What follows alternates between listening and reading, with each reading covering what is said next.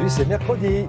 Mercredi, c'est Canard. On va commencer tout de suite avec les dessins. Vous imaginez bien que l'affaire Benalla inspire les dessinateurs. Regardez, celui-ci est signé Aurel.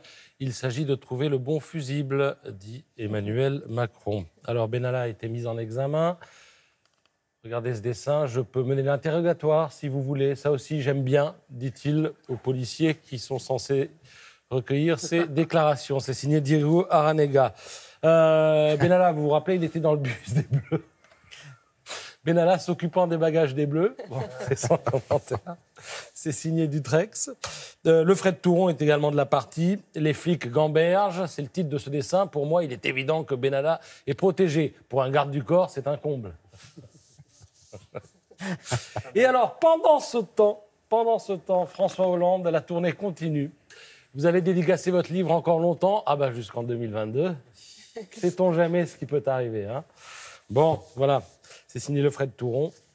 Et vous trouverez tout ça dans le Canard enchaîné.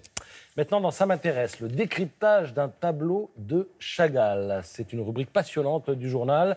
Alors, le tableau en question, cette fois-ci, s'intitule « Les mariés de la Tour Eiffel ». Il date de 1939. C'est une huile sur toile, 1,50 m sur 1,36 m. Et dans ce tableau, eh bien, Chagall raconte son bonheur conjugal, mais aussi la guerre qui menace. Alors, quand on regarde ça, a priori, ça ne saute pas franchement aux yeux. Ça mérite donc quelques explications. Et c'est tout le mérite de cette rubrique que de donner les explications en question. Alors, la jeune mariée, de qui s'agit-il ? Il s'agit de Bella Rosenfeld, la première femme de Chagall.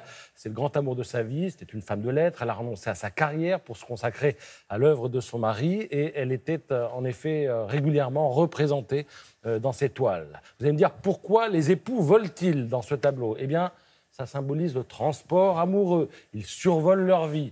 À gauche, vous avez le passé. Au centre, c'est évidemment le présent. Et ils sont à Paris. C'est pour ça qu'on voit la Tour Eiffel derrière, en bleu. Que vient faire le coq dans cette affaire ? Vous voyez, il y a un coq qui traîne là, juste devant les mariés. Eh bien, c'est l'emblème de la France qui a accueilli Chagall et sa famille. Le coq est aussi un symbole d'espoir dans la tradition folklorique russe. Chagall était d'origine russe. Il est associé à la victoire du bien sur le mal. Et puis, les animaux sont souvent présents dans les toiles de Chagall. Il lui rappelle son enfance rurale, parce qu'il a grandi dans une ferme, Chagall. Le candélabre renversé, alors il est en bas à droite, c'est un symbole du judaïsme qui incarne la lumière perpétuelle de la présence divine, sauf que là, le candélabre, regardez bien, il est à l'envers. Voilà. Avec un ange d'ailleurs qui est en pleine chute à côté. Bon, tout ça c'est pour nous parler un petit peu de l'époque. On est à l'aube de la Deuxième Guerre mondiale et tout cela évoque évidemment les ténèbres qui menacent les Juifs d'Europe. Voilà, rubrique passionnante, c'est dans Ça m'intéresse. Je voulais vous signaler l'existence et la sortie de Octopus. Alors Octopus, c'est l'un de ces journaux nouveaux qui traite d'un sujet sur le modèle du 1. Ça se déplie comme ça, vous voyez, voilà, c'est comme le 1.